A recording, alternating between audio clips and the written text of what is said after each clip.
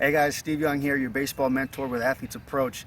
And over the last week, we asked you guys some questions. And what was interesting is over the last week, one of the main things that came up is this idea of what do you do when your son is one player in practice or in the batting cage and a completely different player when it comes to game time, right? So his swing is pretty much perfect in the cage, but then when he gets into the game, there's hesitation.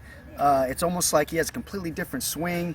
Just things are just not the way that they should, right? It's frustrating for you. It's frustrating for him.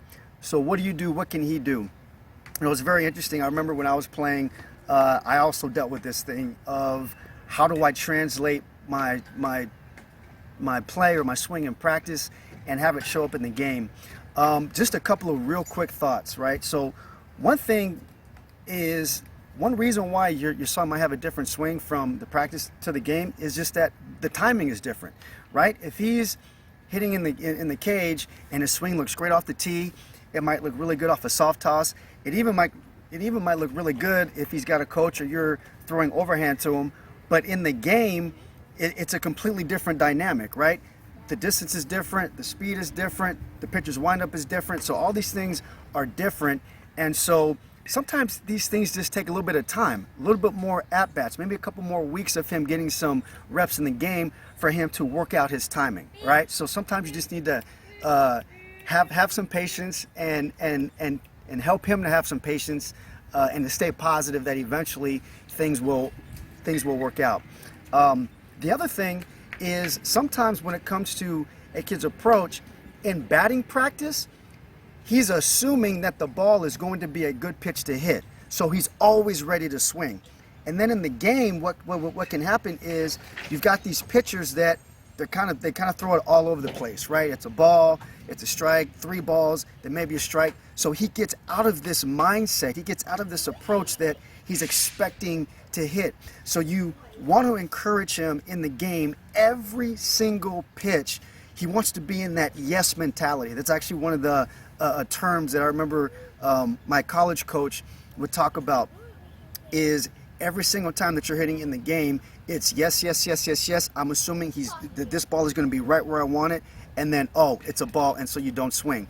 I remember there was after my sophomore year, after my freshman year in college, I was playing in a league during the summer, and I actually started to implement self-talk on deck. And I would literally say to myself, I would look at the pitcher and I would say, you want to throw that ball right here, and that's where I'm going to hit it. I'm going to hit that ball right here. You want to actually throw it right there. So I almost started to put the pitcher in this frame of mind of he's out there for me. He's out there throwing that ball to throw it into my plan, my zone. And so it just put me in a right frame of mind that every single pitch I'm assuming and I'm expecting that it's going to be a good pitch to hit.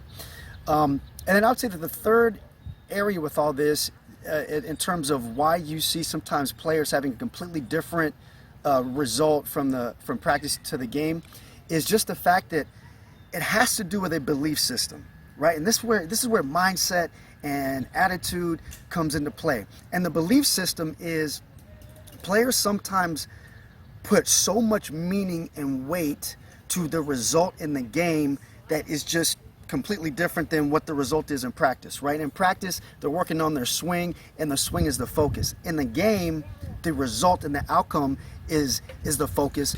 But what can be crippling to a player is they apply meaning to the result as though if I don't get a hit or if I strike out, my parents not going to approve of me.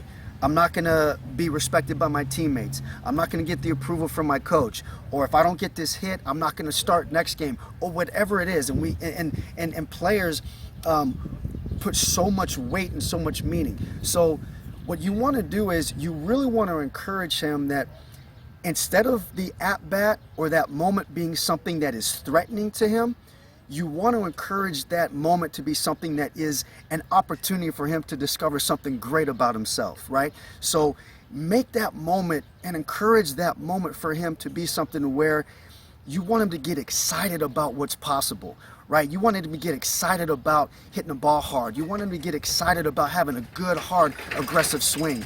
And one of the ways you do that is after the game, instead of talking about the hits or talking about the strikeout, you talk about how he felt. You talk about how it felt for him to swing. You talk about, instead of trying to track hits, track how many times he hit the ball hard. Ask him what he loves about hitting. Ask him what he loves about the game. So that is one of the keys, guys, is really making sure that you help him to reframe that moment. And again, you can do this by and encouraging him to see that moment, see that at bat as not a threatening moment for him to, if he gets out, that he's going to lose somebody's approval. And again, this also takes time, right? So it might take several weeks. It might take an entire season of you being consistent with your encouragement of him. Quick review, right, in terms of why your son seems to be a different hitter or a different player in practice versus the game. Number one, timing, okay? Sometimes, again, timing, it just takes a little bit of time. Have patience with the fact that he's working on his mechanics and all the different variables in the game. Cage work, practice is a lot more, oftentimes can be a lot more controlled environment than in the game. There's all these different variables. So sometimes it just takes some time. The second thing is having that approach or that mindset that he needs to expect that the pitch is going to be a good pitch to hit every single time. And again, depending on the level of your son, it might be tough because sometimes the pitchers just aren't as consistent with their pitch location. All right, so that's the second thing. And then the third thing is, remember we talked about the meaning that he is attaching to that moment. A lot of times kids feel like it's such a big deal if they don't get a hit or if they make an out, right? So you just want to be consistent with your encouragement and get him to be excited about the opportunity of experiencing something great in that moment. And part of that is also going to be you really allowing space for a lot of failure, right? You want to give him a lot of space to make mistakes, give him a lot of space to mess up, make outs, strike out, have bad swings, all those things. And a lot of that also has to do with how you're responding to those events, right? So if he does make an out, if he does strike out, how you respond in those moments is also going to be key, because he is going to be looking to you to determine whether or not things are okay.